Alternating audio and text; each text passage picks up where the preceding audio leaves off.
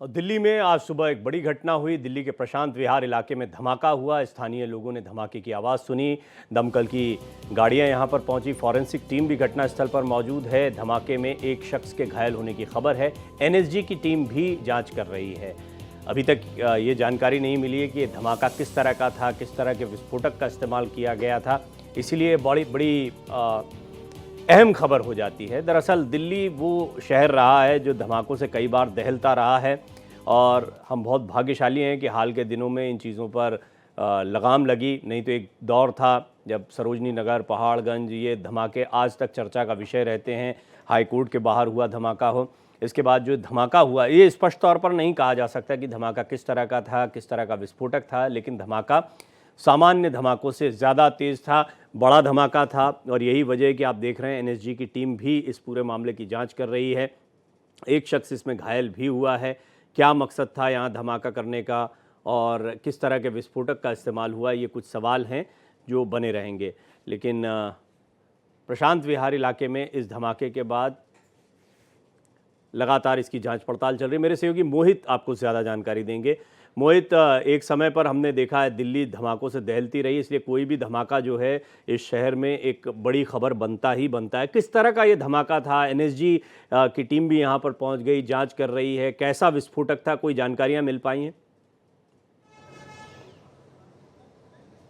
देखिए, आपको बता दूं कि सुबह 11:48 के आसपास से एक कॉल मिलती है। उस कॉल के बाद दिल्ली पुलिस यहां पर पहुंचती है और क्या देखती है, वो देखती है कि एक ब्लास्ट हुआ है। ब्लास्ट अपने आप में बड़ा था, मिस्टीरियस था। इंटेंसिटी उसकी बाद में पता चल पाई, लेकिन शुरुआत में जब कॉलर ने पुलिस को कॉल की तो यही बताया गया कि यहां पर बम ब्लास्ट हुआ है। और सबसे बड़ी बात यह है कि मैं आपको बताऊं कि अब से लगभग 38 दिन 40 दिन पहले ही यहां पर, यानी कि 20 अक्टूबर को ही यहां पर इसी इलाके से लगभग 200 मीटर की दूरी पर सीआरपीएफ स्कूल के दीवार के बाहर एक ब्लास्ट होता है, जिसकी वजह से सुरक्षा एजेंसियां पहले से ही चौकन्नी थी। दिल्ली पुलिस पहले से ही चौकन्नी थी और जैसे ही उसी इलाके में एक फिर से ब्लास्ट की कॉल मिलती है, पुलिस का पूरा जाब्ता, पूरा अमला यहां पर पहुंचता है। और मैं आपको बताऊं, यह पहली मर्तबा नहीं है, इससे पहले भी मैं 1 महीने पहले का जिक्र कर रहा हूं। एक और बड़ी बात मैं आपको बताता हूं, आप समझिए, यहां जिस जगह पर यह ब्लास्ट हुआ है उसी जगह से 100 मीटर की दूरी पर दिल्ली पुलिस की क्राइम ब्रांच का दफ्तर है। अब आप समझिए कि क्राइम ब्रांच जो तमाम बड़े हाई प्रोफाइल केसों को सुलझाती है,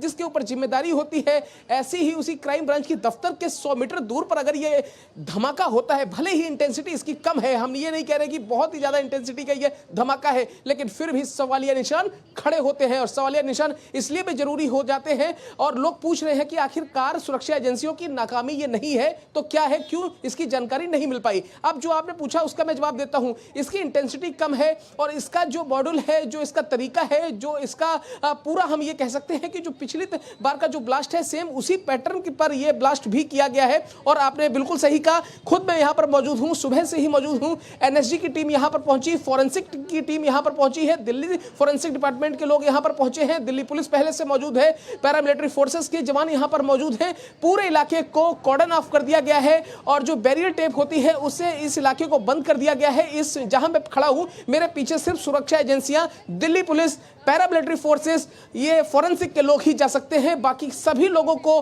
पूरी तरीके से पाबंदी है, मनाही है, नहीं जा सकते।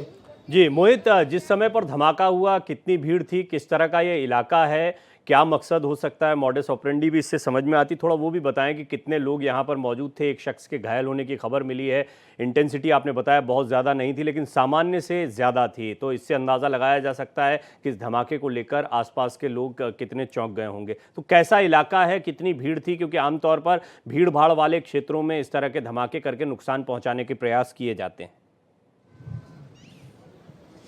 बिल्कुल आपने सही कहा। तो मैं आपको एक तस्वीर दिखाता हूं, वो तस्वीर मैं आपको दिखाता हूं। मेरे ठीक पीछे ये देखिए, आपको मैं अपने कैमरा सहयोगी धर्मेंद्र जी से कहूंगा कि उनको मैं सबसे पहले दिखाऊं कि क्या ये तस्वीर आपको दिखाता हूं। ये बंसी वाले की यहाँ पर ये स्वीट शॉप है और सुबह पर यहाँ पर लोग, आप देखिए, अक्सर यहाँ पर नाश्ता करते हुए आपको मिल जाते हैं। ठीक इसी तरीके से उल्टे हाथ पर यहाँ पर सेंट मार्गेटा स्कूल है, जो कि बच्चे वहाँ पर अक्सर आया जाया करते हैं। बगल में ही वहाँ पर रेहड़ी ठेली वाले लगाते हैं और बगल पे ही आप समझिए पार्क भी है। अब सुबह जब जिस वक्त ये धमाका हुआ वहां पर स्कूल में बच्चे भी मौजूद थे, वहां पर रेहड़ी पटरी वाले भी थे, सामने मिठाई की शॉप है वहां पर भी भीड़ थी और आसपास ऑटो चालक भी खड़े हुए थे। तो आप ये कह सकते हैं कि भीड़ अच्छी खासी थी, लेकिन ये गनीमत रही कि जिस जगह पर ब्लास्ट हुआ वहां पर उस वक्त लोग उससे थोड़ी दूरी पर थे और थोड़ी इंटेंसिटी कम थी, जिसकी वजह से ज्यादा लोगों के हताहत होने की बात नहीं सामने आई। किसी की कोई जानमाल की हानि नहीं हुई, कोई जनहानि नहीं हुई